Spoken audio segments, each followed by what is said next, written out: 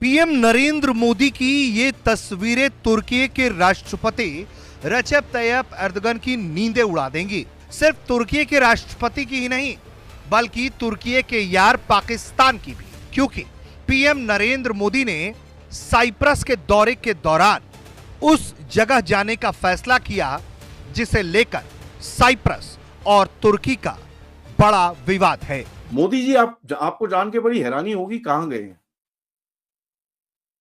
आप? निकोसिया देख रहे हैं, जहां पर ब्लैक एरो, जहां पर मैंने पॉइंट करके दिखाया है, Modi ji is going there. क्योंकि भारत और साइप्रस की काफी पॉइंट हैं जो मिलते हैं, स्पेशली ट्रेड को लेके, टेक्नोलॉजी को लेके, पीपल टू पीपल कांटेक्ट, और टूरिज्म बहुत इंपॉर्टेंट है। भारत का काफी हद तक टूरिज्म जो है साइप्रस जाएगा। तो भारत ने भी अब साफ तौर पर यह कहा है कि साइप्रस के इलाके की सुरक्षा के लिए भारत अपनी प्रतिबद्धता व्यक्त करता है और तुर्की के इस कब्जे को भारत चुपचाप नहीं सहेगा।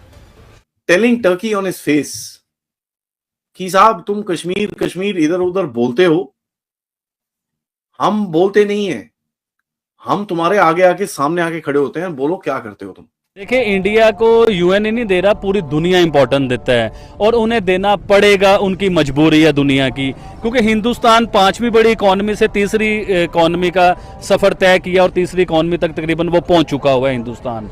तो इस टाइम दुनिया में एक बिजनेसमैन की तरह हिंदुस्तान पहचाना जाता है। दुनिया जो है हिंदुस्तान से काम कारोबार करना चाहती है। देख, तो दुनिया की मजबूरी बन चुकी हुई है। यूनाइटेड नेशन कहता है जो साइप्रस है हम इसको एक ही मुल्क मानेंगे, और जो हम जिसको मुल्क मानेंगे वो क्रिश्चियन साइप्रस माना जाएगा, ना कि वो हिस्सा जो तुर्की ने काट कर अलग कर दिया था। Turkey's new headache. Now Modi ji is doing something. Modi ji ने कुछ अभी स्टेप्स लिए हैं जिससे हेडेक आना शुरू हो गया एर्दोगान को।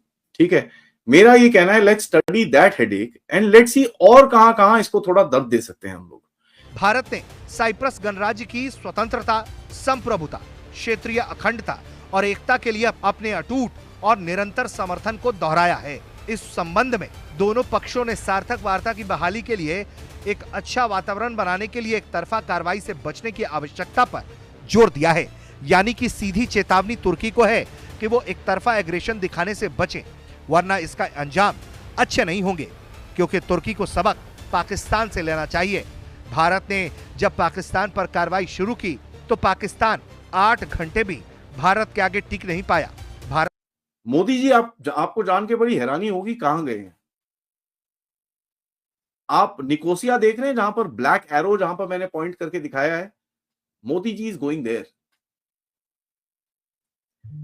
Now you know that is the capital city, ये वो ऑल दैट स्टफ फाइन।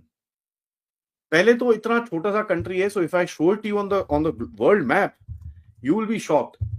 ठीक है, look at the size of the country and look at what Modi ji is doing. किस जगह पे जाके बैठते हैं वो, तो आप उसके बाद डिसाइड करिए। Let me just share the screen with you. And by the way, this is quite it's not a peaceful ये वो एरिया कि भैया यहाँ पर कभी कुछ नहीं होता, टेढ़ी मेढ़ी चीजें होती रहती हैं। So he is actually gone close to the demarcation line, which is, I mean, Modi ji में ना इन चीजों में बड़ा दम है। सारा जॉर्डन से उड़ के पैलेस्टीन में लैंड करना बड़ी backed up by Israeli helicopters, पता नहीं क्या क्या उल्टे काम करके आए Modi ji. But this is also pretty much one of those things where this is quite a daredevil mission. Telling Turkey on his face कि साहब तुम कश्मीर कश्मीर इधर उधर बोलते हो, हम बोलते नहीं है, हम तुम्हारे आगे आके सामने आके खड़े होते हैं, बोलो क्या करते हो तुम। Bossy going into someone's backyard and doing this, quite interesting. So yeah, you can keep on doing your nonsense. India will not, that's the message. हम लोग नहीं सहेंगे इस चीज को। And by the way, India के साइप्रस के साथ बहुत पुराने रिलेशन हैं। ठीक है, we've been काफी पुराने हैं। 20 साल के बाद कोई जा रहा है वहां पर। And as a matter of fact, last prime minister to visit was Atal Bihari Vajpayee. आज हमारे ऑपोजिशन पार्टी वाले बोल रहे हैं कि भैया आपको याद होना चाहिए पंडित नेहरू ने क्या किया था इसके लिए। अबे भैंस की आंख, अगर पंडित नेहरू ने इतना किया होता ना तो आज जाके इनको ना करना पड़ता ये सब। ठीक है, तो ये तो मतलब क्या बोलूं इनको, but in any case let them be. Let's talk geopolitics today. Cyprus एक बड़ा इंटरेस्टिंग कंट्री है, टेररिज्म के डेड अगेंस्ट है, क्योंकि टर्की वहां पर टेररिज्म करता है तो उसके लिए डेड अगेंस्ट है, एंड वो आपको सपोर्ट करता है यूएनएससी के अंदर, प्लस बोलता है भैया इनको तो एनर्जी का भी मेंबर बना दो। Although Cyprus has no nuclear interest whatsoever, उसके बाद बेचारे के पास न्यूक्लियर प्लांट भी नहीं है, छोटा सा कंट्री है, कहता ना इनको इंडिया को बनाओ। So he is very positive towards India for a long time. हमने जैसे मैंने आपको बोला यूएन पीस कीपिंग फोर्स भेजा, और टर्किश इन्वेजन के बाद से we have always backed Cyprus. We have said ये जो Turkish Republic of Northern Cyprus जो ये डिक्लेयर करा हुआ है, हम लोग उसको रिकॉग्नाइज नहीं करते, और यूएनएससी की तरफ से जो बोला गया है कि भाई साहब Turkish need to clear the place, that we back.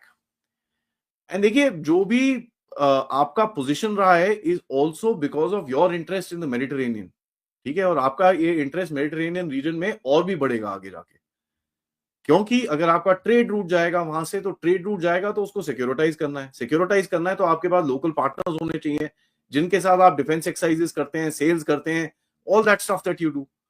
So there is a lot that is needed to be done. तो आप देख रहे हैं ग्रीस के साथ आपने रिलेशंस बढ़ाए हैं, टर्की के साथ बढ़ाए हैं, the next we will talk about is Croatia which is just next door to that.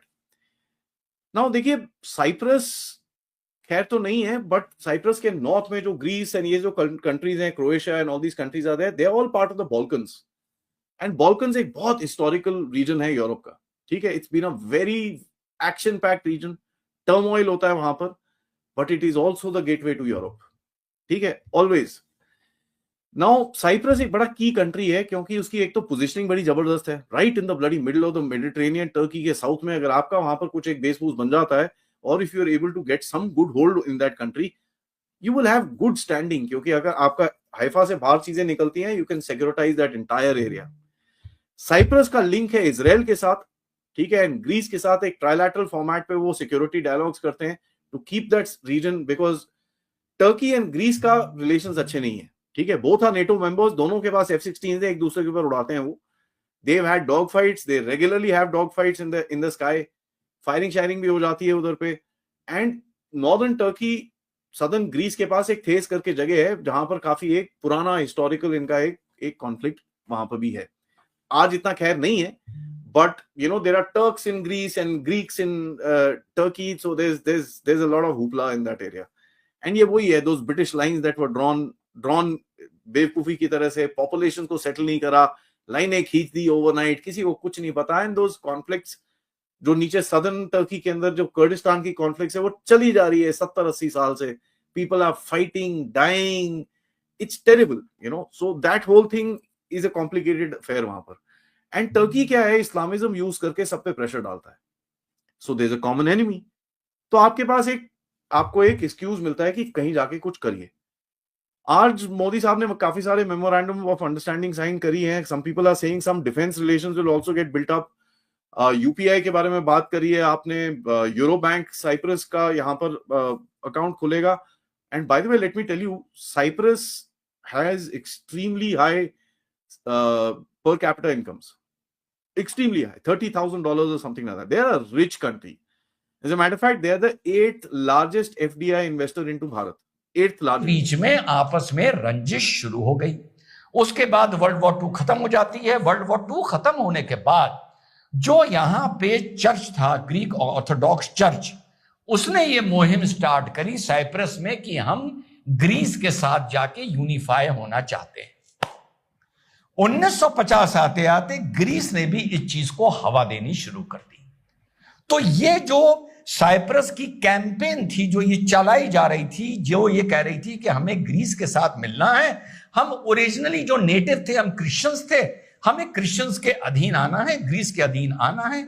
इसको जो लीड कर रहे थे आर्च बिशप, उनका नाम था मकारियोस, जो टाइटल अभी हाईएस्ट अवार्ड मोदी जी को मिला है, grand cross of the order of Makarios 3। Makarios का मतलब जब मैं एजुकेटिव पर्पज से ढूंढ रहा था तो मुझे मिला, इसका मतलब होता है ब्लेस्ड। तो ये उस कैंपेन को लीड कर रहे थे। और EOK एक ऑर्गेनाइजेशन बनती है, ये आर्म्ड रेबिलियन शुरू करती है। ये क्रिश्चियन ऑर्गेनाइजेशन थी, किनके खिलाफ? मुस्लिम टर्क्स के खिलाफ, कि तुम यहां के नेटिव नहीं हो, यहां के ओरिजिनल नहीं हो, तुमने आके हमारे आइलैंड को कब्जा किया था, अब तुम यहां से बाहर निकलो। इसके चलते वहां पर होती है हिंसा, और जब वहां पर हिंसा होनी शुरू होती है किसके किसके बीच में, जो ग्रीक सिप्रियोट्स थे और मुस्लिम सिप्रियोट्स थे, जिसको आप तुर्क सिप्रियोट्स भी बोल सकते हैं।